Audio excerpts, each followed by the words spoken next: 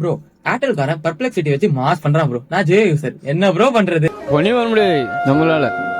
நீ எத்தனை ப்ரோ சொல்றியோ அத்தனை ஏஐ டூல் இருக்கு. அப்புறம் நான் கடைசியா சொல்ல போற டூல் ரொம்பவே இம்பார்ட்டன்ட் ஆனது.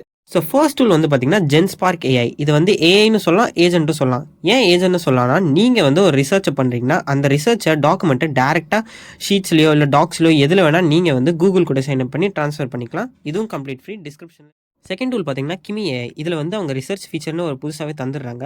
இந்த டூலோட ஸ்பெஷாலிட்டி என்னென்னா, இது வந்து கிளாடோட லேட்டஸ்ட்டாக வந்த ஓப்பஸ் மாடலை விடவேவும் நல்லாவே பெர்ஃபார்ம் பண்ணுது. ஆனால் இந்த டூல் வந்து ரொம்பவே அஃபோர்டபுளாக $0.8 வந்து கிட்டத்தட்ட 2 மில்லியன் டோக்கன்ஸ் தராங்க. நீங்கள் ஃப்ரீ மாடலும் இருக்குது, நீங்கள் வந்து இங்கே ஃப்ரீயாகவே போய் யூஸ் பண்ணிக்கலாம். ஸோ இம்பார்ட்டன்டான டூலை நீங்கள் சொல்லவே இல்லையே ப்ரோ. பரவாயில்லையே, நோட் பண்ணி வச்சிருக்கேன். கடைசியா இம்பார்ட்டன்டான டூல் என்ன பாத்தீங்கன்னா கூகுளோட நார்மல் சர்ச் தாங்க. நீங்க ஏஐ மோட் கூட யூஸ் பண்ணுங்க, ஆனா சர்ச்சை தான் நான் டிபெண்ட் பண்ணிருப்பேன். ஏன்னு சொல்றேன், நீங்க மத்த எந்த ஏஐ டூல் யூஸ் பண்ணாலுமே வந்து அதை காப்பி பேஸ்ட் மட்டும் தான் பண்ணுவீங்கன்னா நல்லாவே தெரியும். அதை ஒத்துக்கோங்க. எப்ப நம்ம வந்து கூகுள் சர்ச் பண்ணி ஒவ்வொரு வெப்சைட்டை ஓப்பன் பண்ணி பாக்குறோமோ அப்பதான் வந்து நமக்கு நாலேஜ் கெயின் ஆகும். ஸோ லாஸ்ட் ப்ரிஃபரன்ஸோ இல்ல ஃபர்ஸ்ட் ப்ரிஃபரன்ஸோ எப்பவுமே கூகுள் சர்ச்சை தான் யூஸ் பண்ணணும்.